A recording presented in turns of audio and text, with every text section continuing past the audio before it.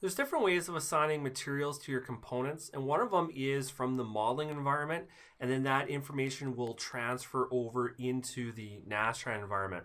So what I'm going to do is I'm actually going to temporarily exit the Nastran environment, and from the Tools tab, I'm going to click Materials, and this is going to give me a list of all the materials that I currently have in my Inventor library, and you can actually filter out here. So I'm actually going to filter out for metals, and I'm going to change the material assigned to this component. So I'm going to select it. I'm going to pick bronze cast, and I'm going to assign it. Now the reason it didn't change color is because there's a color override applied to it, so it's not using the materials property. It's like it's been painted. Now another option here is I'm going to right click on this, and I'm going to click open to open the part on its own. And I'm going to go into the eye properties. So I'm going to use the eye properties on the physical tab, and I can use this drop down to assign the material. So I'm going to go to the drop down. I'm going to pick steel, and I'm going to click OK to apply that.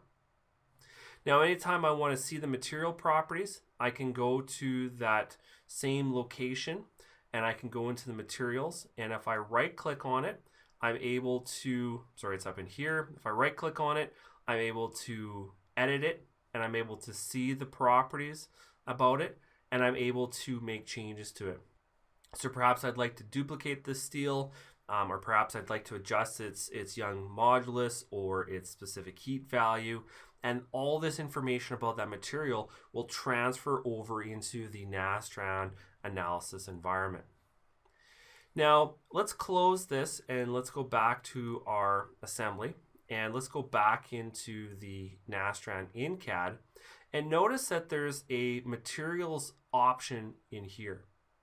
So by doing so right now, what I can see is that I'm currently on material 6, but if I pick on the different solids here, what I'm able to do is I'm able to take this information and apply it to these different or to these selected components. So I'm able to kind of set the properties that I want and then assign that to those components. Now looking at this, here's my model, and if I right click on here, notice that there's no material options, but if I come down into the idealizations, and I right click on here, what I'm going to see is I'm going to see some different options for editing. And one of the options is going to be assigning the material. So from here, what I'm able to do is I'm able to say, well, I'd really like this to be stainless steel. It's now assigned that material to it. Now notice the button right beside here launches the new material dialog box. So you can kind of go back and forth between that. So if we have to add a new material or remove material, we can do that through that dialog.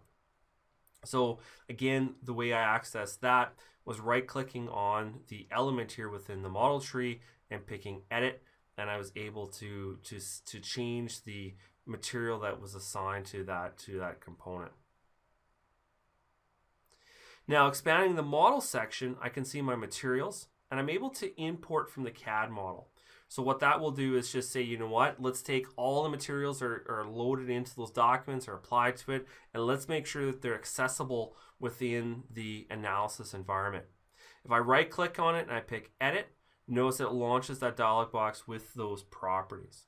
So the idea is that you're able to use the materials from within the model, but then you're able to tweak them or massage them from within the analysis environment, and you're able to define materials specifically in the analysis environment to use with your analysis.